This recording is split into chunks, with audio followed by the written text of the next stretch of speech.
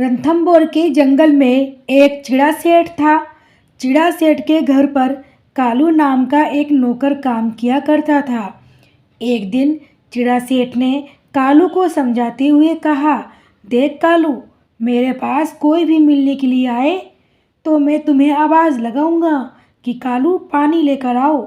मेरे इतने कहने पर तुम्हें आकर कहना है कि मालिक ठंडा पानी, गर्म पानी या सामान्य पानी। चिड़ा सेठ ने फिर समझाते हुए कहा, अगर मैं तुम्हें शरबत लाओ ऐसी आवाज़ दूँ तो फिर तुम्हें आकर कहना है कि मालिक काजू का या फिर बादाम का। चिड़ा सेठ ने फिर श्यामू से कहा, मेरे कहने का मतलब ये है कि मैं जो भी चीज़ तुमसे मंगवाऊं तुम्हें मेहमानों के आगे एक चीज़ के 2 या 3 अलग अलग ऑप्शन देने होंगे। कालू ने सेठ से कहा, हाँ मालिक, मैं समझ गया, आप निश्चित रहिए, मैं संभाल लूँगा। कुछ ही देर के बाद चिड़ा सेठ के 4-5 बड़े बड़े व्यापारी व्यापार के सिलसिले में बात करने के लिए आए। वो सब बैठकर बात कर रहे थे। उनमें से एक चिड़ा व्यापारी ने चिड़ा सेठ से कहा, आप अपने पिताजी को भी बुला लीजिए तो उनके सामने ही हम सारी बात कर लेते हैं और इस डील को फाइनल करके ही जाते हैं। तभी चिड़ा सेठ ने अपने नौकर कालू को आवाज़ लगाई और चिड़ा सेठ की आवाज़ सुनते ही कालू दौड़कर चला आया। चिड़ा सेठ ने कालू से कहा कि जरा मेरे पिताजी को बुला लाओ। तो कालू ने थोड़ा सोचा और फिर वो चिड़ा सेठ से पूछने लगा, मालिक कौन से पिताजी को मैं बुलाऊं, गुजरात वाले, मुंबई वाले या फिर चेन्नई वाले?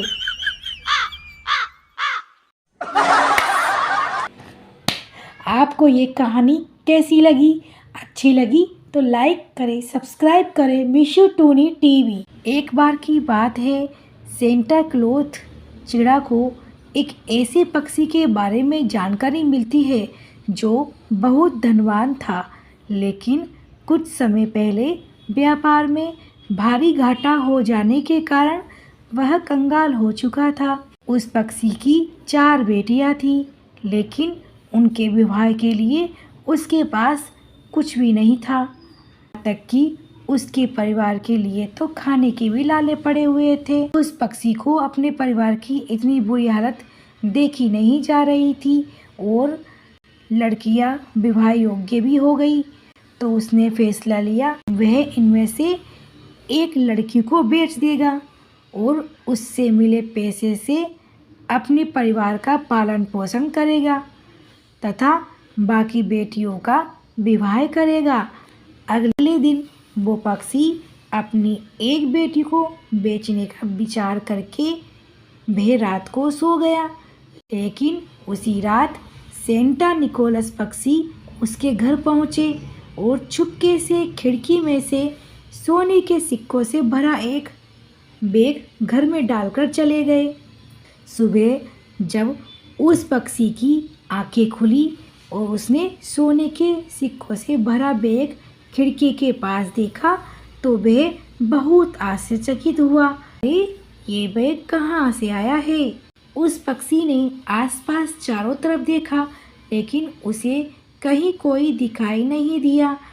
तो उसने ईश्वर का धन्यवाद करते हुए बैग को अपने पास रख लिया और एक एक करके धूमधाम से अपनी 4 बेटियों की शादी की। ये कहानी है सफलता का रहस्य। एक छोटा सा प्यारा सा पक्षी था। एक दिन वो जंगल के एक होनहार पक्षी के पास गया और उसने पूछा कि सफलता का रहस्य क्या है। होनहार पक्षी ने उस पक्षी से कहा कि तुम कल मुझे नदी के किनारे मिलो।